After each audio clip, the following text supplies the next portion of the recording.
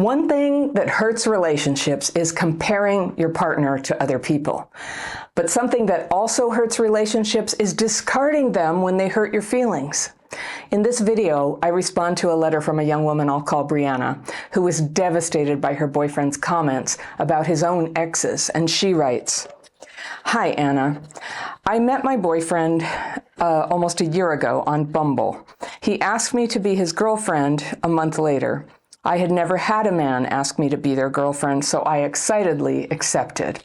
All right, I've got my fairy pencil. I'm going to go in and circle things I want to come back to on a second reading, but let's go through Brianna's letter and see what's going on with this guy. We broke up a few months after that, but got back together 2 months after that. Things have been going pretty well until just recently. He said something very mean and hurtful to me after we had dinner and some drinks. On the walk home from dinner, he blurted out, "Don't take this the wrong way, but I've dated prettier women than you, but you're more beautiful on the inside."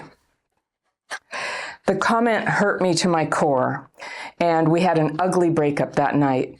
Since then, he has been profusely apologizing and telling me that he meant that I'm beautiful on the inside and outside, and what he said was very convoluted and a clunky way of giving me that compliment. This just happened this last Sunday. I decided to stop texting him and to email him instead. And since then, we've been emailing back and forth trying to repair the relationship after his nasty comment. I would like to know what his comment really meant.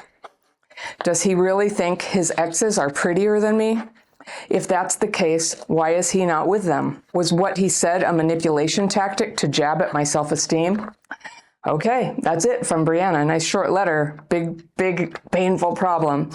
Yeah, I want to help you with this, Brianna. Now, I don't know this guy and I don't know you, so I will just fully allow there's probably context here that could change everything I'm going to say. But just based on what you told me, it was going pretty well. It was a little like stop and start, which is okay and normal in an early relationship. Sometimes good relationships do, they're sort of, they start, they break up, they start again. It doesn't sound like any of that was in any way like pathological, just kind of normal beginnings. So then this bad comment happened, and you had had dinner and some drinks, and I circled drinks. Because I'm just saying, when you're a person who had trauma, whenever alcohol is involved, you're sort of opening a window where things can get a little bit more intense, a little more weird, a little more emotional or overly honest, right? You know what I'm talking about. So I'm not saying that nobody should ever drink, but I would just say presence of alcohol noted here, that the conversation sort of went off the rails. So you're walking home and he blurts out, "Don't take this the wrong way." I just got to say that, like, don't take this the wrong way. It's like, no offense, but it's totally a warning shot. Hey, I'm about to say something really hurtful. So, okay, but that's okay. People say this sort of thing. It's not a felony. He says, "But I've dated prettier women than you, but you're more beautiful on the inside." Yeah, I hear you. Some people will never realize how much we will end up ruminating on this idea that other people are prettier than us. But here's where I'm going to give you a pep talk. I think that was an insensitive comment, and I don't know where he was coming from. And if this is not his normal pattern of just being completely insensitive and comparing you to his exes, I would give him the benefit of the doubt on this one, given that he has profusely apologized. He's very, very sorry. He's tried to explain himself. He doesn't want the relationship to end. This is the sort of thing I would do, honestly, where it's not what I meant, but it came out that way, or it was what I meant. See, alcohol, it'll sort of tap you into something. So here's where I'm going to give you tough love. I think when you say, what does it really mean? I presume he's being honest. And I don't know about you, but anyone I've ever dated has almost certainly dated women better looking than me, prettier, and more this and more that, and maybe not so much other good qualities that I have. I don't know. Everybody's different. And so while it's insensitive to compare people and to talk about their beauty in that way, I think a good relationship is worth working it out. I'm just going to tell you something from my station in life, my age. Almost everybody is prettier than me. For a woman my age, I'm happy with how I look. And I'm also old enough and I've had enough life experience and my life is full of good things enough that I'm not tripping about it too much. But having lived as a woman all this time, Yeah, it's just a fact of life. So, I mean, I was just in Italy. My gosh, the women there, wow, they're so beautiful. And it's kind of a relief to be my age and just be like, look, I'm not even trying to compete with them. I'm so happy for them.